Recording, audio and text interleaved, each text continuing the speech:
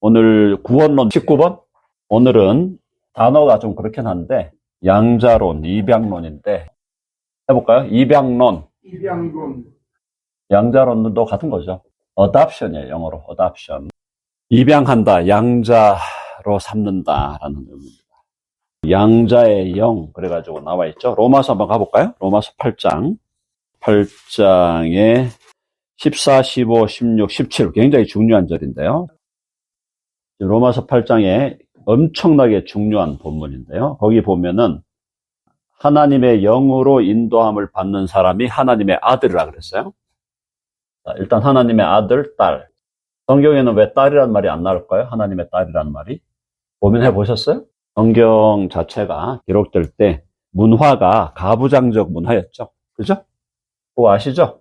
가부장적인 문화에서 썼기 때문에 거기서 아들이라는 말을 쓰고 딸이라는 말을 안 쓴 건데 사실은 큰 틀에서는 아들과 딸이 다 들어간다고 봐야 됩니다. 자, 어쨌든 하나님의 아들이라. 그 다음 중요한 게 뭐예요? 너희는 다시 무서워하는 종의 영을 받지 아니하고. 이 종의 영은 무서워하는 종의 영. 무서워하는 종이라는 게 여기서 말하는 건 노예예요. 노예. 노예의 영이 아니다. 영이 아니라 뭘 받았다고요? 뭘 받았어요? 양자의 영. 그렇죠? 양자의 영을 받았다. 이 양자의 영이 누굽니까? 양자의 영이 누구예요? 양자의 영이 성령이에요. 해봅시다. 양자의 영은 성령이시다. 성령이시다. 그러니까 쉽게 말하면 성령의 역할은, 성령이 우리 가운데 오셔서 하는 역할은 내가 하나님의 아들이고 하나님의 딸이라는 거를 확증하는 거예요. 확증. 내가 하나님의 아들이요 딸이라는 거를 확증하시는 게 성령의 역사입니다. 성령은 양자의 영이에요. 그러니까 하나님과 우리를 하나님의 아들로 딸로 만들어주는, 하나님의 아들로 딸로 만들어주는 그 역사를 이루시는 분이 성령이시다. 자, 조금 더 그걸 여러분이 다가오게 말씀을 드리면 성령을 안 받은 사람이 하나님을 아빠, 아버지라고 부를 수 없어요. 그래서 하나님을 아빠라고 아버지라고 부를 수, 이제 그냥 예를 들어서 인위적으로 아무런 자기는 실제로 하나님을 아빠, 아버지로 생각 안 하는데 하나님을 내 아빠다, 내 아버지라고 부를 수 있겠죠. 다른 사람이 듣기 좋게 하기 위해서. 그게 아니고 진실한 의미에서 내가 하나님을 아버지로 여기게 된다면 그것은 성령의 역사가. 성령이 역사하지 않으면 하나님이 내 아버지가 안 된다라는 겁니다. 자, 그거 이해되셨죠? 자, 그 다음에 16절 보세요. 거기 나왔잖아요. 16절에. 성령이 친히 우리의 영과 더불어 우리가 하나님의 자녀인 것을 증언하신다. 나와 있잖아요. 성령이 우리의 영과 더불어. 성령과 우리의 영이 지금 구별되어 있죠. 성령과 우리의 영이 구별되어 있고 이 성령이 친히 우리의 영과 더불어 함께 우리가 하나님의 자녀인 걸 증언한다. 그러니까 성령도 증언하고 우리의 영도 증언한다는 거예요. 우리의 영도 안다는 거예요. 우리의 영도 내가 하나님의 자녀인 것을 안다라는 겁니다. 성령도 증거하시고 그리고 나의 영도 증거한다. 성령과 나의 영이 함께 증거한다. 그래서 자녀가 됐는데 그 다음에 이제 17절이 또 중요한 얘기죠. 거기 보면은 자녀이면 뭘 받는다고요? 자녀가 뭐가 된다고요? 자녀는 곧 상속자다. 유업을 받는다 이 말이죠. 유산을 받는다 이 말이에요. 그리스도와 함께한 상속자니 공동의 상속자, 공동의 상속자. 자녀는 그리스도와 공동의 상속자. 제가 계속 여러분들이 강조드렸죠. 그리스도가 큰 형님이고 우리는 동생들이라 그랬어요. 또 그리스도가 남편이 되시고 우리는 신부가 된다 그랬습니다. 그렇기 때문에 모든 소유권이 공동으로 가는 거예요. 공동으로. 그렇죠? 남편에게 있는 것이 아내에게 있는 것이고 또 형님이 받은 걸 동생이 같이 받는다 이 말입니다.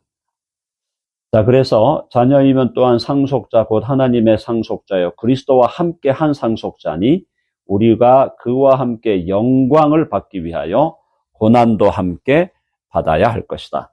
요 얘기하고 똑같죠. 히브리서 2장 10절 많은 아들들을 이끌어 영광에 들어가게 하시는 일.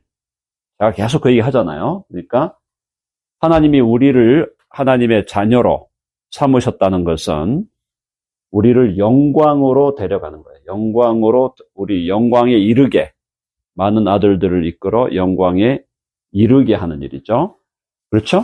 영광을 누리게 하는 것이다. 자, 그래서 자녀는 영광을 누리게 된다. 근데 이 영광이 사실은 동일하게 그리스도의 영광이에요. 그리스도의 영광을 누린다. 요거와 관련해서 하나 더 볼게요. 갈라디아 4장. 갈라디아서 4장 4절, 5절, 6절. 4, 5, 6, 7은 명확하게 아들의 명분, 아들의 명분이라는 말은 아들의 지위, 특권 다 포함하는 거죠. 그래서 우리가 아들의 명분을 주셨다. 이 명분은 여기는 뭐야? 지위를 준다는 거고, 특권을 준다는 거고, 아들의 지위, 아들의 특권, 하나님의 아들이 누리는 영광까지 다 포함하는 거죠.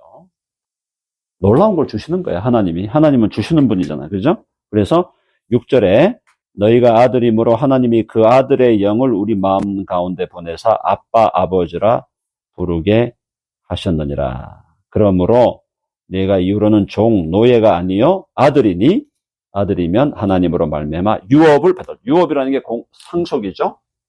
유업이 상속이었어요. 자, 그럼 우리가 받는 유산이 뭔가요? 하나님으로부터 받는 유산이 뭔가요? 그럼 우리가 받을 유산과 유업은 뭔가? 상속받을 것이 무엇인가? 우리가 받는 유업은 뭐냐?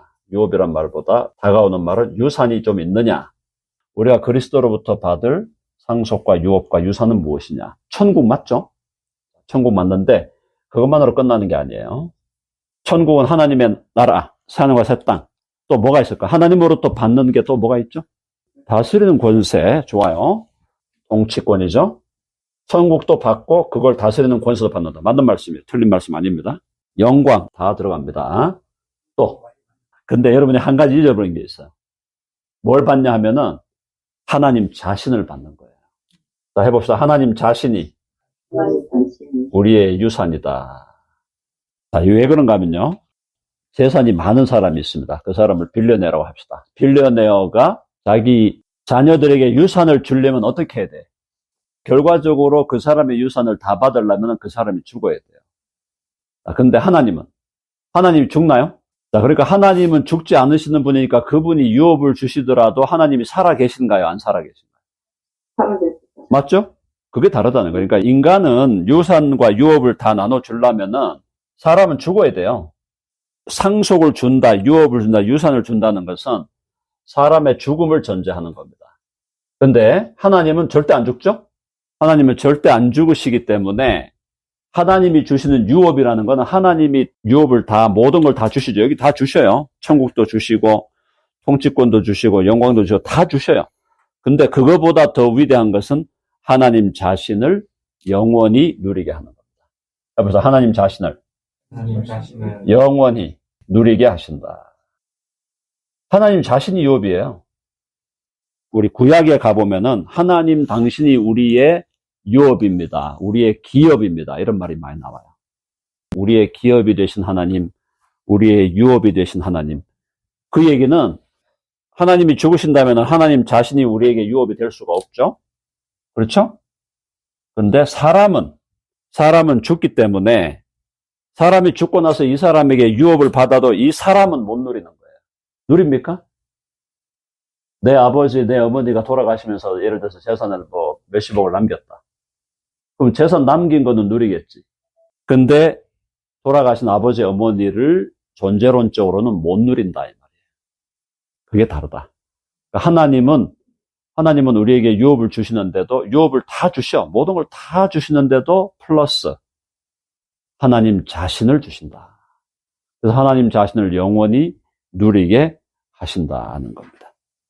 그래서 결국 오늘 제가 좀 말씀드리고 싶은 것은 하나님의 아들과 딸이 된다는 것은 그분이 갖고 있는 부요함과 영광을 우리가 누리는 것도 맞지만 말할 수 없는 부요하심과 영광이 그분에게 있지만 그러나 우리는 하나님 자신을 영원한 유업으로 기업으로 우리는 하나님 자신을 누리게 된다라는 겁니다.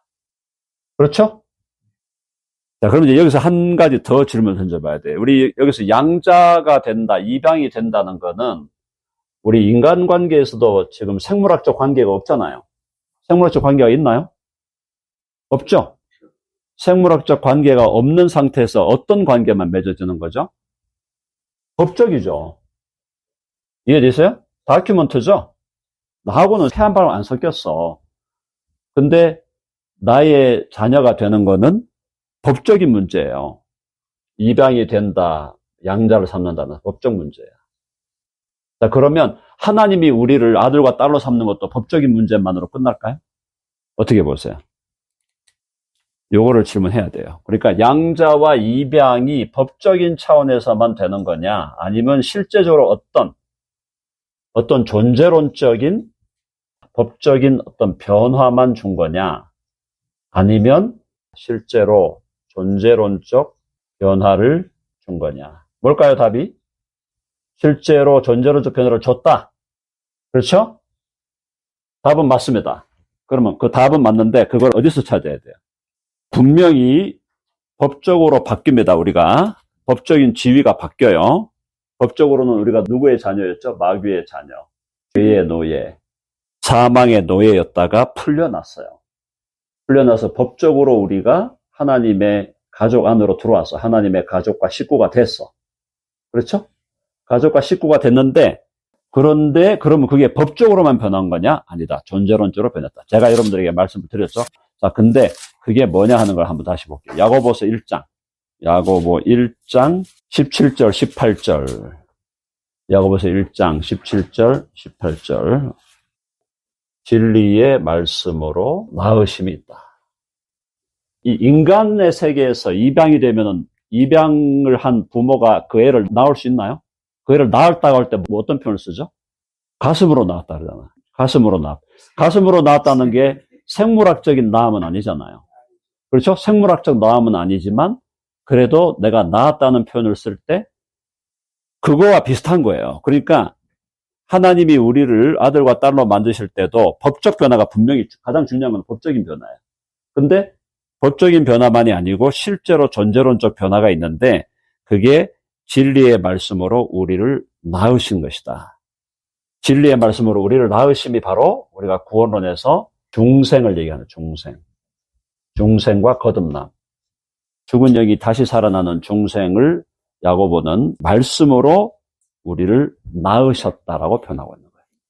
그러니까 존재론적 낳으심이 있다. 법적인 신분 변화만 있는 게 아니고 존재론적 낳으심이 있다. 여기 좀 신비한 얘기죠. 생물학적인 부모가 자녀를 낳으면 그 DNA가 연결이 되죠. 그러면 하나님의 DNA가 우리에게 오는가? 어떻게 생각하세요? 하나님의 DNA가 우리에게 옮겨지는가? DNA는 그게 옮겨지는 게 아닌데. 옮겨지는 게 아닌 것 같다? 오케이. 정답을 말씀하셨어. 근데 그러면 그 설명을 어떻게 하실래요? 자, 하나님의 존재론적 신성. 지금 굉장히 어려운 얘기하고 있는 거예요. 여러분들 우리 교회에서 하니까 좀 쉽게 생각하는데 이게 지금 우리 석사 박사 과정에서 더 사실은 잘 다루기 어려운 얘기를 좀 하고 있는 거예요. 그러니까 하나님의 존재론적 본질. 이 본질이 신성이잖아요. 신성은 절대 나눠지지 않는다. 그렇죠?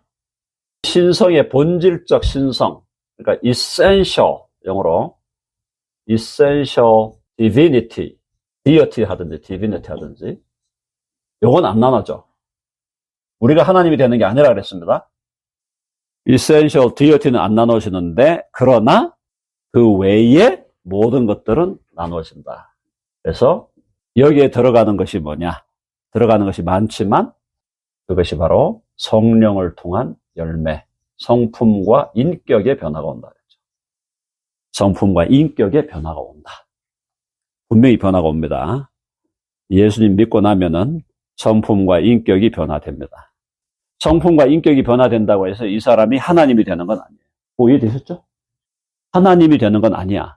근데 성품과 인격이 하나님과 같이 변화돼요. 그래서 우리가 이걸 God-like라 할 수도 있고 혹은 Christ-like라고 할 수 있어요. 그리스도와 같은 성품과 인격으로 우리가 변화되어 간다. 그러니까 존재론적 변화가 있는 겁니다. 실제로 존재론적으로 변화가 있고 우리 영혼이 살아났어요. 죽은 영혼이 살아났고 이 살아난 새로운 영혼이 그리스도를 닮아가는 거예요. 그러므로 존재론적 변화도 분명히 있다고 봐야 돼요. 법적으로만 너는 내 아들이 아니었는데 너는 다큐멘터로 문서상으로 내 아들이 되게 하자. 이걸로 끝난 게 아니다. 이게 입양과 양자입니다. 엄청난 얘기죠. 사실은 내가 하나님의 아들과 딸이 돼갖고 하나님이 갖고 계신 모든 걸 내가 소유하게 되고 동시에 하나님 자신을 내가 영원히 누리게 된다는 것은 정말 뭐랄까요. 옛날에 제가 기억나는 거는 2002년도 월드컵 할 때 우리가 4강으로 올라가는 그 순간에 전부 난리 했잖아요. 그 현장에 있었을 분들은 아마 기억하실 거예요. 막 껴안고 난리 했잖아요.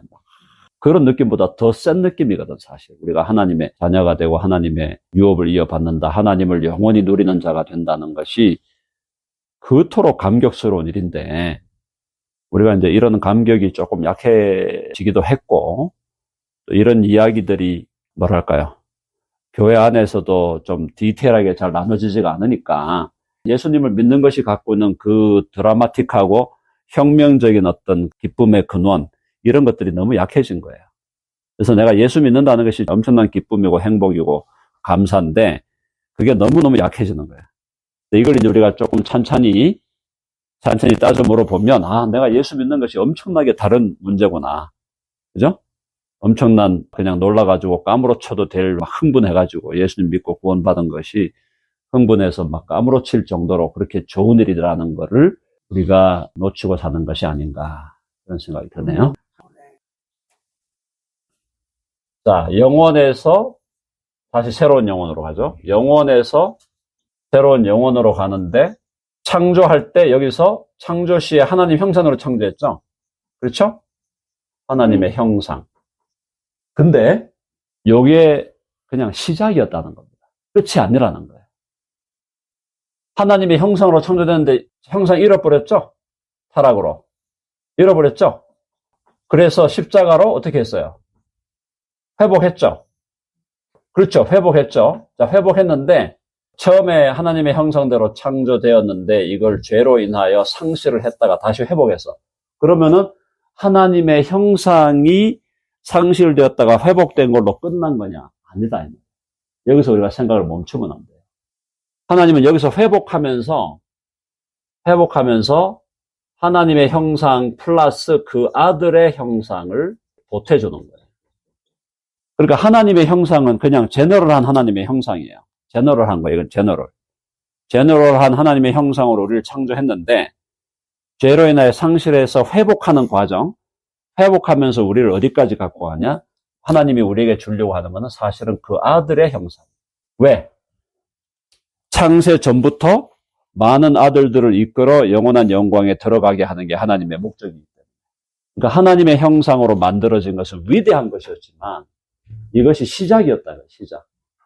자, 그래서 로마서 8장 29절요. 그로 많은 형제 중에서 맏아들이 되게 하십니다. 제너럴하게 하나님의 형상으로 창조되고 상실해서 하나님의 형상을 회복한 것이 결국 더 구체적으로 들어가면 그 아들의 형상으로 옷 입히는 거예요.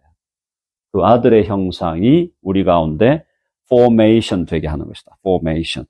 아들의 형상을 본받게 하기 위한 것이다. 그러니까 최종적으로 우리에게 남는 것은 하나님의 아들과 같은, 그래서 제가 자주 말씀드렸죠? 우리의 영원한 정체성은 작은 그리스도, 그리고 맏아들의 형제, 작은 아들들이 되는 거죠. 작은 아들들, 작은 자녀들이 되는 거죠. 이게 영원한 우리의 정체성. 그래서 하나님의 형상과 그 아들의 형상을 구별할 필요가 있습니다. 하나님의 형상은 제너럴한 하나님의 형상, 그리고 그리스도의 형상은 그 아들의 형상. 여기에 약간 구별해서 해야 최종 목적이 하나님의 형상으로만 하는 게 아니다. 그 아들의 형상이 우리 가운데 이루어지기를 바라는 거다. 왜? 원래부터 하나님은 많은 아들을 이끌어 영광에 들어가게 하려는 것이 하나님의 의도이기 때문에요. 우리를 하나님 아버지의 형상으로만 빚으시는 것이 하나님의 뜻이 아니에요. 하나님과 하나님의 아들이 영원히 갖고 있었던 그 관계와 하나님의 아들의 그 존재적인 것을 우리와 공유하게 하시는 거기 때문에 포커스가 그냥 하나님이 아니고 하나님의 아들 예수 그리스도 그렇게 보셔야 된다는 거예요. 하나님이 우리를 아들로 만드시려는 게 목적이라니까요. 우리를 하나님으로 만드는 게 아니고 우리를 하나님과 같은 어떤 일반적인 하나님과 같은 존재로 만드는 게 하나님의 목적이 아니고 우리를 하나님의 아들로 딸로 자녀로 만드시려는 것이 하나님의 주된 목적이라는 거죠. 그래서 하나 더 읽어드릴게요. 갈라디아 4장 가보세요. 갈라디아 4장 19절. 갈라디아서 4장 19절. 누구의 형상? 그리스도의 형상을 이루기까지. 이게 formation 한다는 거예요. 형성한다 이 말이에요. 그리스도의 형상을 형성하기까지 내가 너희를 위하여 해산하는 수고를 하겠다. 여기서 그냥 단순히 하나님의 형상이 아니잖아요. 그죠? 단순한 하나님의 형상을 얘기하는 게 아니라 그 아들 예수 그리스도의 형상을 얘기하는 거예요. 무슨 뜻인가 하면은 목적이 아들이라니까 자꾸 이걸 놓치면 안 돼. 하나님은 여기서 시작할 때부터 우리를 아들로 딸로 만드는 게 목적이라고. 이걸 제너럴하게 하나님으로 만드는 게 아니고. 그러니까 그것 때문에 아들이 오는 거고, 그것 때문에 둘째 위격이신 아들이 사람의 몸을 입는 거고. 그렇죠? 그렇게 우리가 해석을 해야 되고, 오늘날 현대신학계에서는 자꾸 하나님의 형상에 포커스가 돼 있어요. 그게 제가 볼 때는 굉장히 맹점이에요. 문제가 많아요. 사실은. 하나님의 형상이라는 것이 중요하죠. 근데 하나님의 목적이 여기가 아니라니까. 십자가를 통과해서 일로 가야 돼요. 이게 원래 시작이니까 이걸 상실했으니까 이걸로 돌아가자. 에덴으로 자꾸 돌아가려고 그러는 거예요. 하나님은 야 너희들 에덴으로 돌아가는 게 목적이 아니라니까 얘들아. 새 예루살렘 성으로 가야 돼. 하나님은 자꾸 일로 가자고 하는데 사람들은 여기서 회복하니까 자꾸 에덴으로 돌아가려고 하는 거예요. 요한계시록에서 에덴 동산이 나옵니까? 뭐 그림은 나오긴 하지만 동산은 안 나와요. 새 예루살렘 성이지. 새 하늘과 새 땅이고. 그렇죠? 그러니까 from the garden to the city잖아요. 창조시의 garden으로 시작했는데 그죠? 여기는 city라니까? 뭐가 됐다는 거예요? develop이 됐다는 거야. garden에서 city로 오는 사이에 이게 development가 있다는 거예요. 그러니까 창조의 역사는 인류의 역사는 일종의 development의 역사인 거예요. 개발되고 발전되고 있는 거예요. 우리를 만드신 하나님 아버지는 야, 너 나보고 하나님 위대하십니다. 존귀와 영광을 받으시옵소서. 뭐 온갖 찬양을 하고 이걸 원하는 게 아니라 아버지에게 와서 내가 하고 싶은 얘기 너 다 해. 그리고 울고 싶으면 울어. 웃고 싶으면 웃고. 정말 주님과의 정말 친밀한 관계 속에서 살아가자는 거거든요. 그걸 하나님은 원하. 그러니까 많은 아들들을 이끌어 영광에 들어가게 한다는 게 사실은 영광도 중요하지만은 그게 내가 많은 아들을 내가 만들겠다. 내 아들들. 근데 내 많은 아들들하고 내가 누리는 관계는 내가 성자 예수 그리스도와 영원토록 누렸던 그 관계가 복사돼야 된다는 거거든요. 카피돼야 된다는 거거든. 근데 그게 안 다가온단 말이에요. 왜 안 다가오느냐? 아버지가 그런 피규어가 아니잖아요. 아버지가. 제가 볼 때 10명 중에 9명은 아버지가 다 이상하게 돼 있어. 아버지가 다 이미지가. 그러니까 그게 안 다가오는 거예요.